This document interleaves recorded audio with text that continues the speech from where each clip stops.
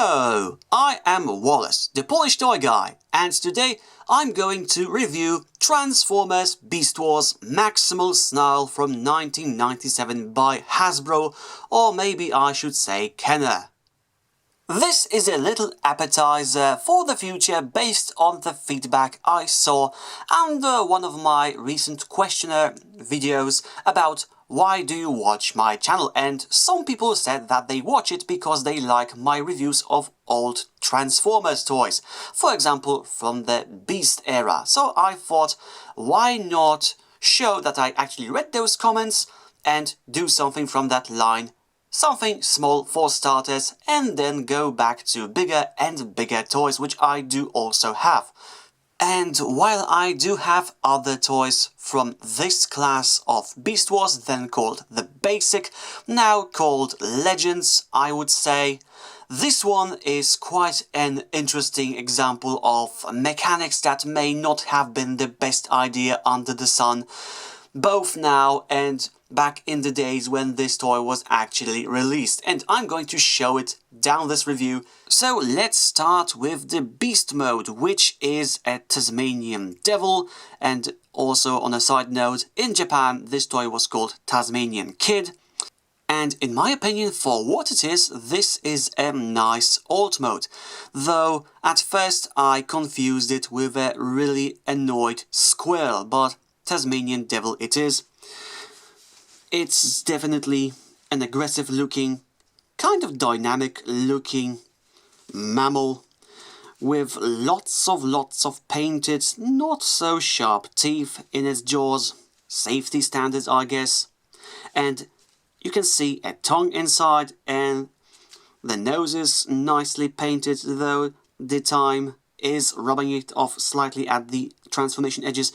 We have blue eyes, some nice paint patterns, kind of Batman-like cape ears. It really is something that reminds me of that. We have bushy tail. I think the most interesting thing about this mode is the fur pattern, which is absolutely gorgeous. Look at all of these sculpted details. It looks just wonderful, and that's one of the things I really like about Beast Wars toys. It has a very nice touch, it's great to look at, so visually speaking this mode is quite nice, even though as with most Beast War toys you can't really do all that much with it, because, well, it is a sort of standing stance, and all of the things we can see are for robot mode, though there are two gimmicks that this toy has in this mode. One that is advertised is that you can lift up the jaw to say "ah", and you can bite down on your enemies or your siblings if they annoyed you.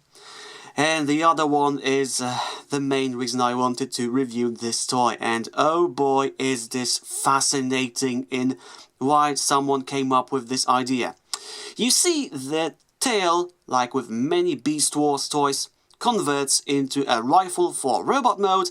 However, in this case it's attached in a rather amusing way, in that it has also parts of a spring-loaded action gimmick, in which you can fire your Tasmanian Devil forward by pulling on the handle. So if you do it, this toy jumps into action. Not very far away, but still. However, well, just look where this connects. I'm not going to comment on this, just show it, but yes, I don't think that was a good idea back in the day, nor today would parents would accept that. It's just silly. Silly, but also kind of amusingly disturbing, misguided. It's just so silly. Yeah, no one will think about that when looking at how this works. Seriously. Though, technically speaking, if you are not fond of this, you can also store the rifle beneath, but that looks even more awkward. But maybe not. It's just, no matter how you look at it, and you will look at it, trust me, this is just awkwardly silly, but also probably the main reason many people will look to get this toy.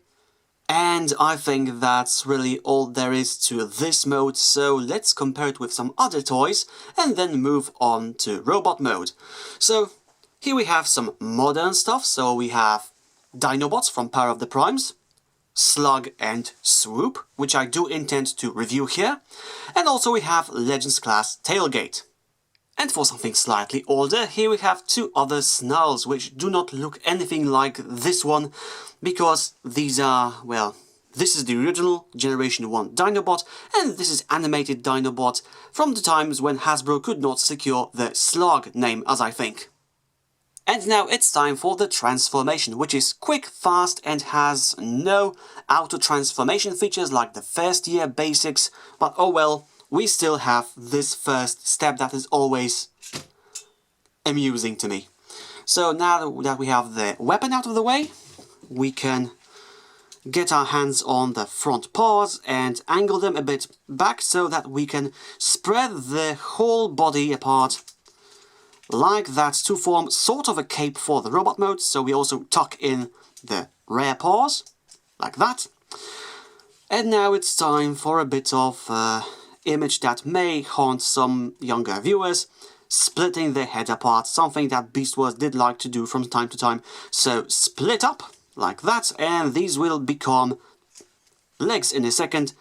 So we just rotate this down all the way around. We then form the feet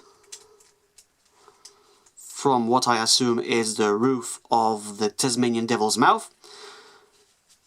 Now we just bend down the arms and rotate the paws on the wrist, lower the chest, and Snarl is now in his robot mode. And truth to be told, it's a very simple robot mode, nothing spectacular but also nothing atrocious. It's just a grey and brown transformer with the entire back of the beast mode on its back. Like I said, it kind of looks like a battle cape to me. And if we look inside, we have some interesting details, and I mean, just behind the back we have ribs, I think, and some spine details.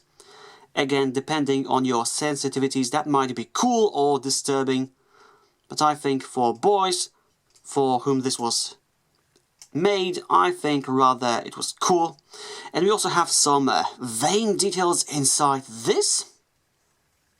Really great attention to detail, no matter how we look at it. Battle cape, nothing special, but we also have quite nice looking chest, I do admit. The lower part of the mouth does fit here, and beneath that we have some muscular chest details.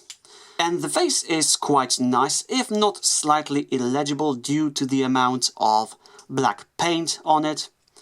It has some basic details, it has very nice blue eyes, nice molding that looks kind of like a anthropomorphized Tasmanian devil. Quite nice looking hands. Again, all of these fur patterns are just wonderful. And if I recall correctly, yes, we have a heat sign for the Maximals. Well, in a rather unfortunate place, but oh well. So we put our hot flesh on that to see if this is really a Maximal or a Predacon. And as we can see, this is in fact a Maximal.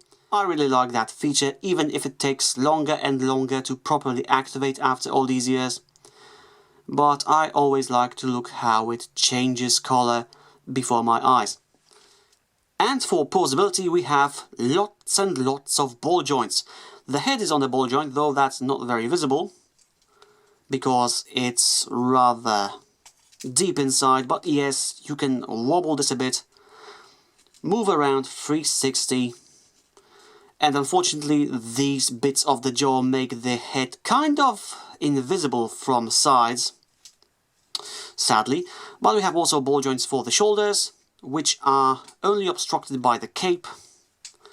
Very nice range of motion, though the side movement may be slightly better if this was not in the way. We have elbows with ball joints again, and wrists with ball joints, so that's nice. We can also do full split with the ball joints in the hips, and we have a nice kick forward, and the cape blocks movement to the back. Also ball joints in the knees, which also acts as side swivels, and we get a bit of forward and backward motion with the head feet.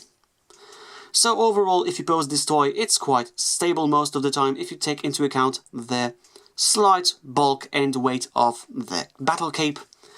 But yes, while it's nothing that is absolutely super amazing to pose, you can get a nice pose or two out of this toy. Especially if you get your hands on the gun, as we have seen in the intro. And since there's no real hole for the weapon here, we have to use this point on the forearm, which is kind of good, secure once you actually get it inside. It fits in snugly, and again, due to the shape of the hand, it may not be the most convincing weapon grip, but it's okay. And I think a slightly more profound barrel tip would be nice, but considering what this does in alt mode, I think they just wanted to have a smooth docking. So that's really it. Let's compare this toy to other toys. So this time around we will start with Beast Wars toys. So here we have basic class Iguanus. I swear I will never know how to properly pronounce this name in English. As well as Fusor Quick Strike, and also Deluxe Cheetor and Deluxe Tarantulas. And for a more modern spin, in the background we can see Deluxe Skullcruncher from Transformers Titan's Return, as well as Deluxe Ratchet from Transformers Dark of the Moon, and in the front we have Legends Class Rewind from Titan's Return, and Legends Class Bombshell from Combiner Wars. And for real-life objects, here we have the common cola can and $1 bill. So overall, I think this is a decent Transformer. It's not spectacular, it's not awful, it's just there for you to collect if you like Beast Wars or Transformers that change into wild mammals from Australia and surroundings. Now, what is really interesting about this toy is its, let's say it, infamous gimmick, and I think that if you're going to look for this toy, it's for this exact thing. It may be weird, it might disturb some people, but still, it makes this Transformer so unique that this on its own is a justifiable reason to get this. And that's all for this video review. I will be back with the next one soon. And until then, stay well. Polish Toy Guy signing out.